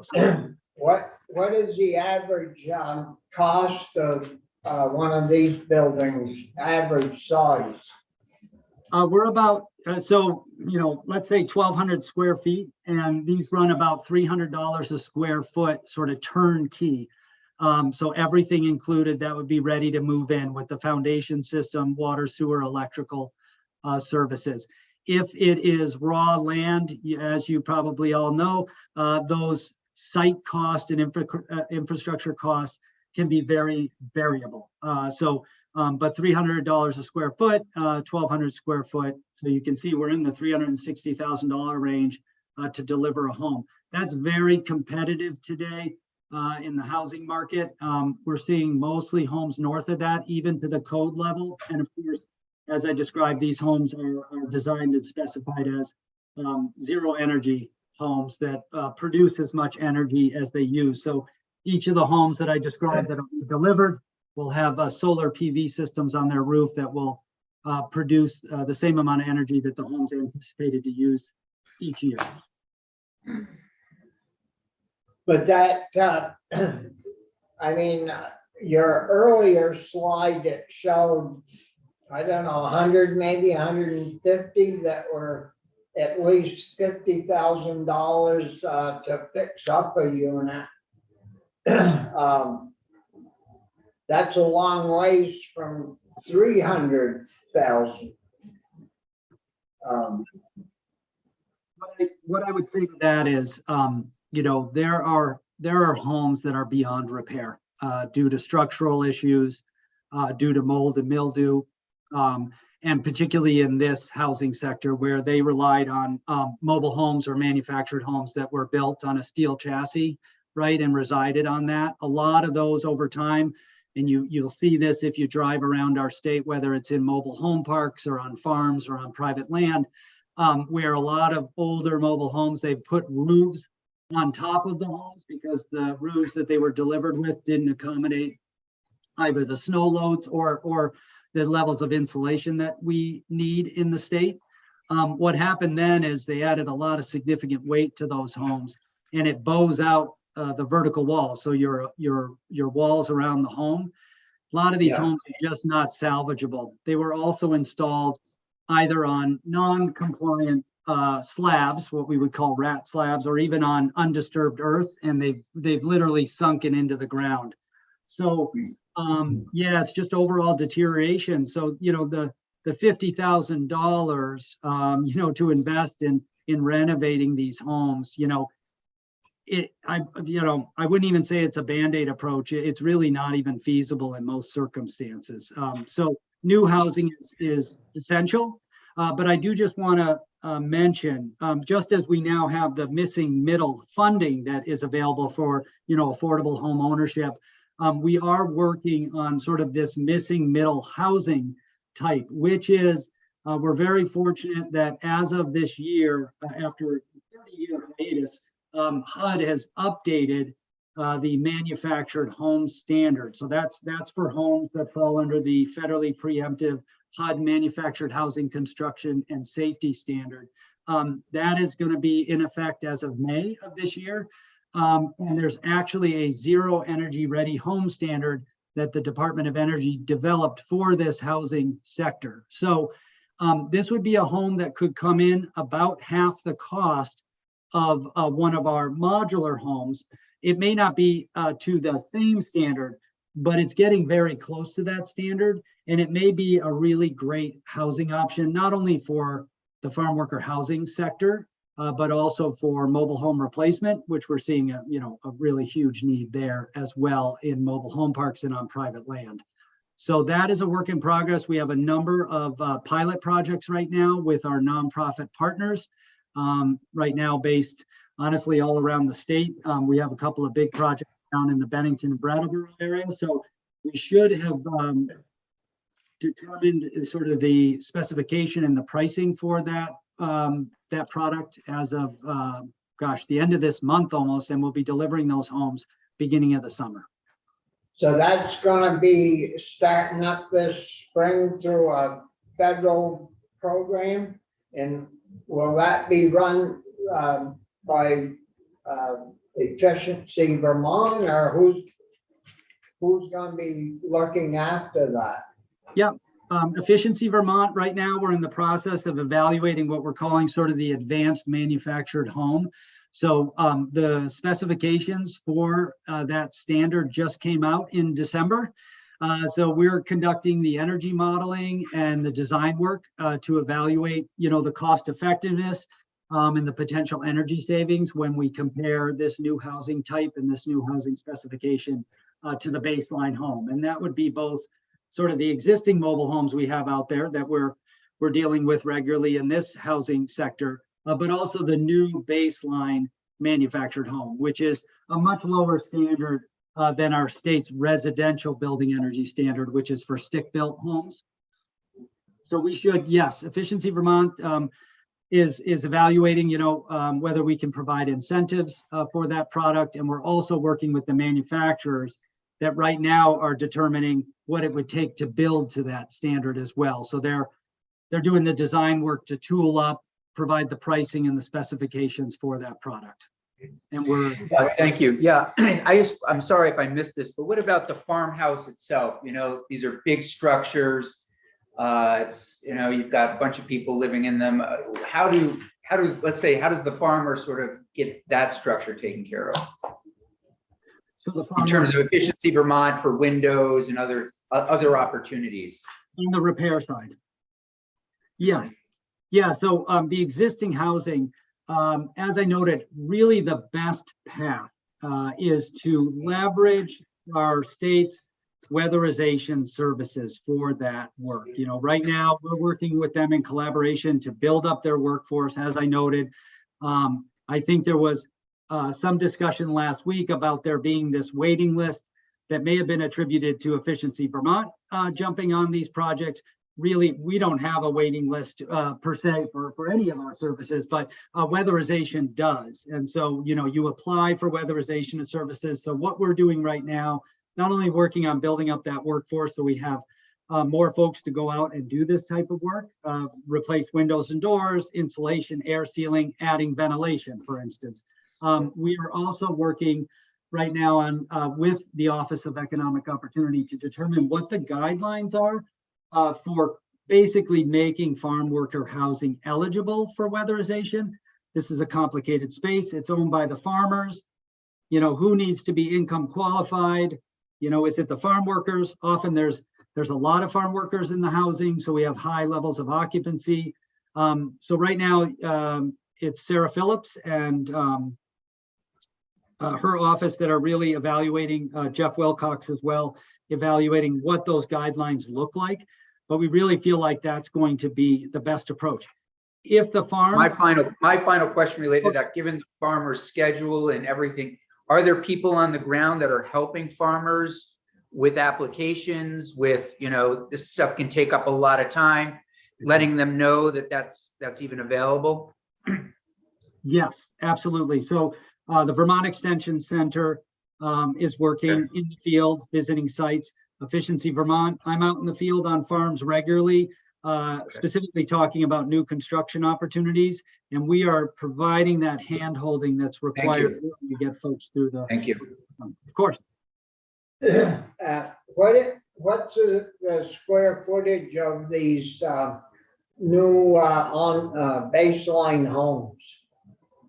They would be the same, right? So what we're looking at is what these farms need. Often it's 5-bedroom for say homes. Sometimes it's 2 5-bedroom homes or a triplex. So really in the manufactured housing space, that baseline, that sort of missing middle housing type, we can design those homes the same way we would a stick-built home or a modular home. So we're looking at the same configurations, everything from 1-bedroom to 5-bedroom. In that space, and we have those designs already worked out. The partner that we have right now that we're working with is in Sangerfield, New York, called Champion Skyline. It's a large manufacturer. They deliver about 5 homes per day out of their factory, to give you an idea. And they have, a dozen different designs for single wide homes or single section homes, and then they have a dozen designs up to 5-bedroom for their what they call multi-section or double wide homes. So we're working with them on just improving their standard and meeting the new zero energy ready home standard, getting the pricing, and then that'll be another one of our options that farmers have to evaluate, assuming that it meets the standards that all of our partner organizations are looking to meet. So that would be VHCB and CHT and others. So needless to say, there's a lot happening in this space there. I think anytime you hear something about a challenge working with our organization or within the various players at space, send them our way so we can work through the details and figure out what the hangup is. But yeah, there's lots going on. We're happy to come back at another point. I do want to keep you relatively on schedule though. Well, it sounds like you're working toward a direction that we'd like to see you work in, and that's working together. And so are you in contact with Champlain Housing much, Peter? So you know what their issues are and you know what yours are. And exactly. Yeah, we honestly just working on both the repair front and the new housing front, having probably almost weekly calls with Julie Curtin there, who manages the programs. And yeah, we're just working through the challenges. So they're a year in to implementing the program. And, I've identified some of the gaps, both in funding, but also, other resources such as finding the appropriate contractors, identifying the right scope of work, trying to go deeper with each of these projects to include things that like energy efficiency, indoor air quality, comfort. So, yep, we're working really closely with them, continuing to evaluate, what the best path forward is. As you know, there's a lot of work to be done in this space. So, not only are we looking at the best way to approach these different projects, but then how do we scale, to meet the real need that's there? Well, we got, we have our farm labor housing that we're concerned about, but we all of us have trailer parks and things in our towns and communities that we represent. They're facing basically the same issues in many cases that a lot of this farm labor housing is facing, substandard buildings and located in floodplains and everything else. I think it sounds like you guys have got it kind of figured out and headed in the right direction. And maybe before we go home in the spring, we'll check back in with you to see how things are, are getting ready to roll out for this next construction season. Sounds great. We Look forward to it. Brian? Yeah, so regardless of whether we're talking about new construction or repairing what's already there, we're talking doors and windows and that sort of thing. Do you have a warehouse full of doors and windows, or how do you go about ordering those? It would seem to me you get a price break if you were ordering 500 of them versus ordering them individually as you need them. Well, I'll tell you I'll just say on the new construction side, that's the model, right? We're working with large factory, economies of scale, volume purchasing. On the repair side, unfortunately, and it'd be great to get folks from this committee out on site, if you haven't already, to really see the existing housing that's out there. But there's such variability across all of this housing, from the different old mobile homes to the old farmhouses. It'd be nearly impossible to pre-buy, the window sizes that are needed or the door sizes or even the types. The manufactured homes have very unique products that they've been relying on forever that were never incorporated into typical stick-built housing like the old farmhouses that have transitioned into farm worker housing. So, Yeah, that's it. I wish that we could do that and take advantage of the same, volume purchasing and economies of scale in the repair space. But I mean, we do that with the insulation, weatherization, right? They're buying bulk insulation and air sealing products. But when we get to the windows and doors, it's just not realistic to be able to go out and buy those products in bulk. Okay, thank you. Yeah. Any other questions? That was very helpful. Thanks. Yeah, well, we want to thank both of you for your time and we'll check back in and see how things are progressing in the spring. So Great. thanks again. Have a Great. good day. Thank you both. Thank you very much. Be well. Well, Peter did well. We got a few minutes left for you and Jake. All right, if that's still Yeah. working for you, or you can go get an early lunch. I didn't, no, there isn't anybody in here that needs an early. We just feel lucky if we Get lunch. Get at lunch. all.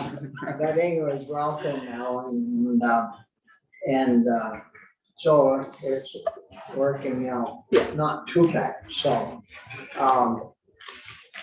So you wouldn't be here, anything to do with money or anything? like that? Maybe, Or maybe.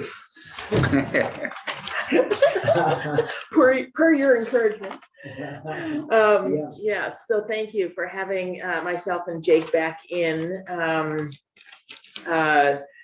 I wanted, for the record, Ellen Kaler, Vermont Sustainable Jobs Fund, Vermont Farm to Plate. And so a week ago or so, sent over to you, Senator Starr, a request for some funding consideration to potentially be included in your memo to Senate appropriations, if you are so willing. I wanted to touch on what those requests were for. One is for increase in base and 3 or 1 time. So, so the letter, I don't know, Linda, is the letter on the webpage or? I only brought 2 copies with me. I have, in case if there was an interest in seeing that. So I'll just walk through. So, as you know, we have, we were in here just a week and a half ago talking about the incredible progress that's been made during Vermont Farm to Plate. One thing to know is that we didn't really cover this with you. The funding for Vermont Farm to Plate, we typically get $100,000 through the Agency of Agriculture every year. They include that in their budget request to the governor that gets supported. And that is the bulk of what we get from the state for Farm to Plate. The rest of the funds, which some years can be upwards of, our budget for Farm to Plate can be in the range of between $700,000 and $900,000 a year. We've been able to successfully raise from other foundations, private foundations, from federal funds, and such, and that supports a lot of the actual projects, the work that many consultants are doing. For instance, when we were in a week and a half ago, we had Kevin Channel, you may remember, who's doing the Beef on Dairy project. Those funds were coming from the Vermont Working Lands Enterprise Board, but they were flowing through the Jobs Fund. And so then most of that funding is going directly to Kevin and doing that project. So sometimes we have some funding needs that cover our staff and our ability to hold the whole effort and move it forward, and being aligned with all of the other entities in the state on this front. But then we also go after funding support for specific projects.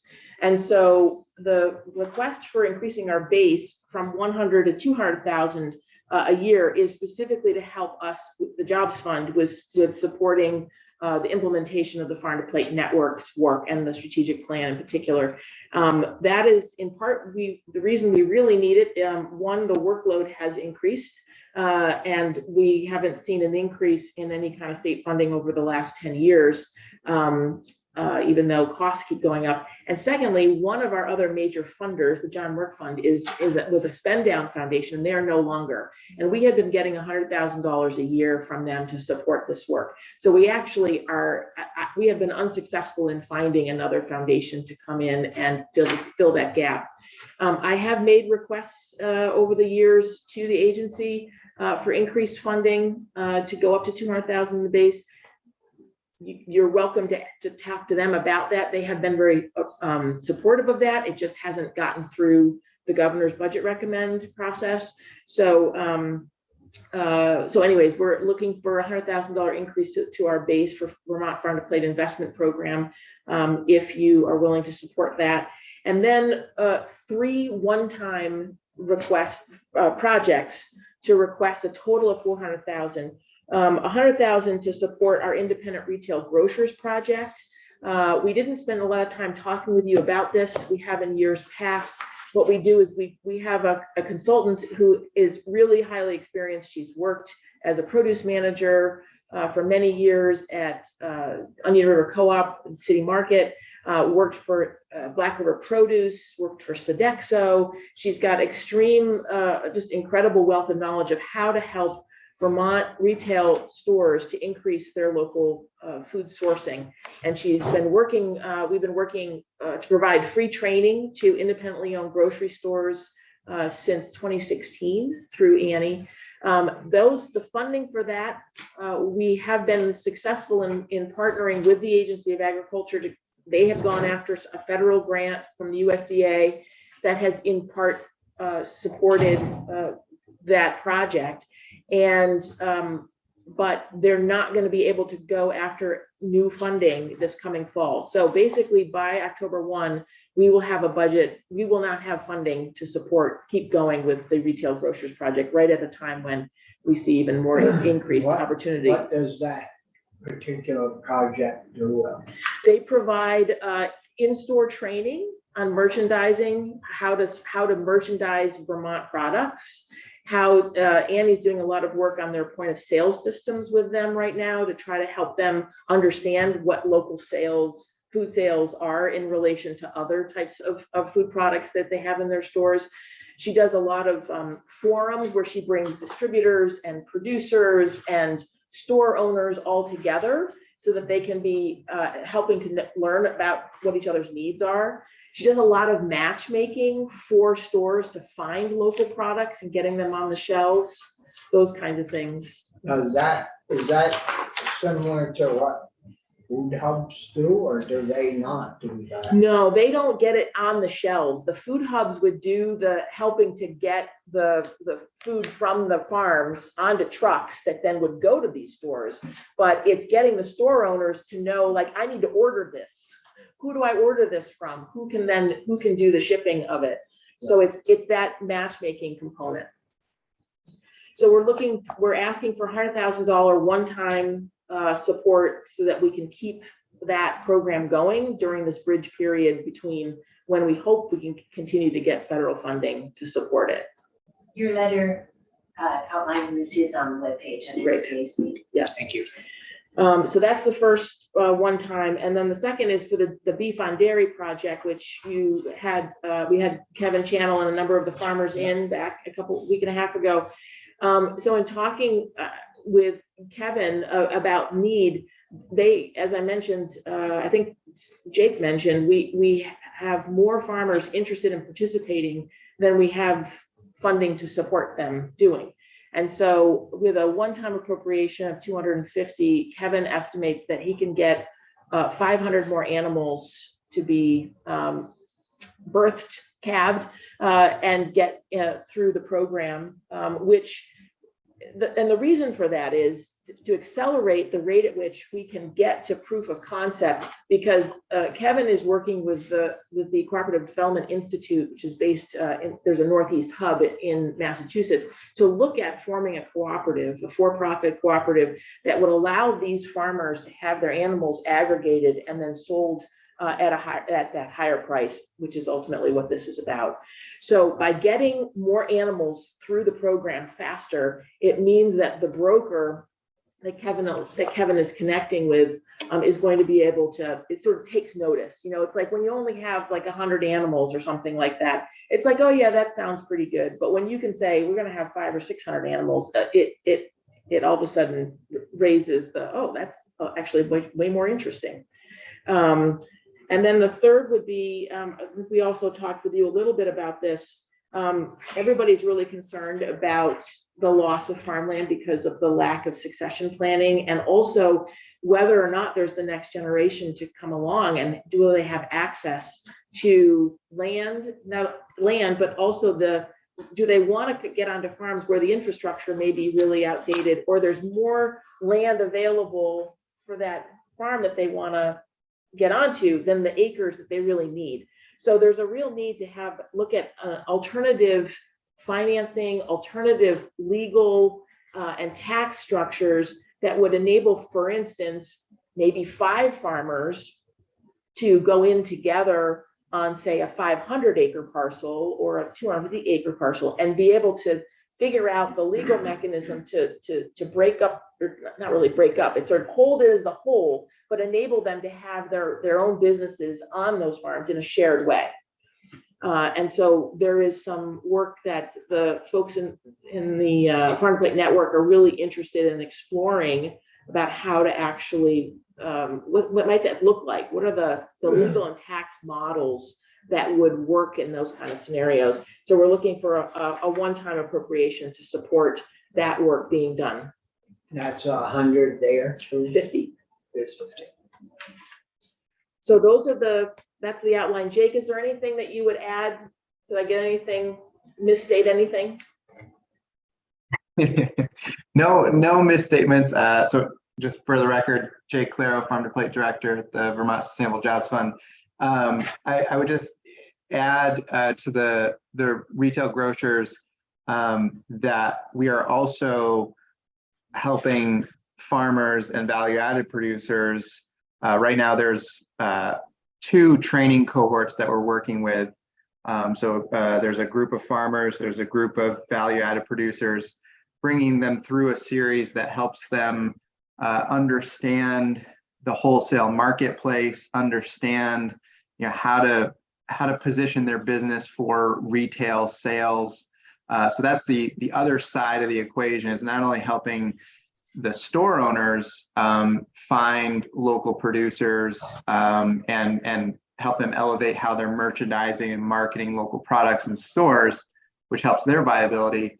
But on the other end, helping producers themselves navigate the retail wholesale system so that their businesses are set up in a way they have the systems to manage, access the wholesale retail market, and in turn, as Ellen mentioned, then connecting those 2 pieces together, connecting producers with retailers through distributors or through these like matchmaking events. So it's very, I think it's a very comprehensive program, more so than a lot of other like more one-off trainings or workshops that exist. It's very extensive in looking at the entire retail system and supply chain.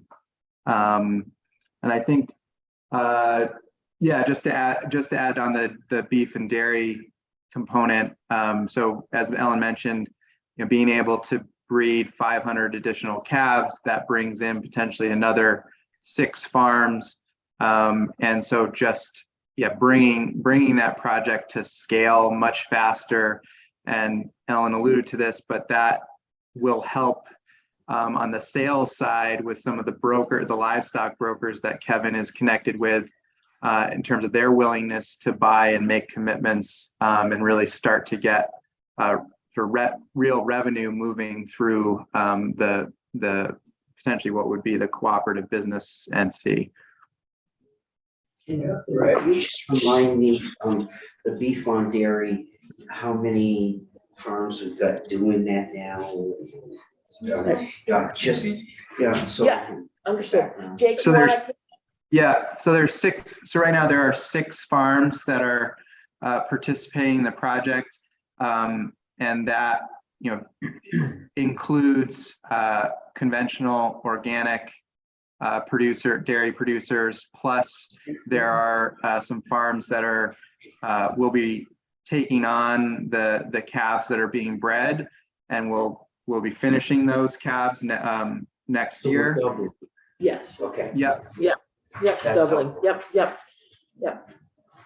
And it's just to get farther faster. Yep. And then Yep. it really should be a one-time thing, because then they get to the point where they're ready to really launch and we're good. Well, I hope it's not a one-time thing. I'd like it to be. Well, no. Begin to One time in roll this out, funding, so one time in funding. if I've got 130. Yeah. Yeah. In the House proposal, 130 Yeah. organic farmers that are all in Yeah. trouble.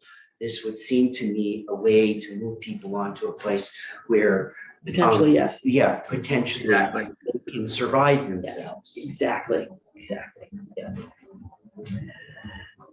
Okay, other questions? No?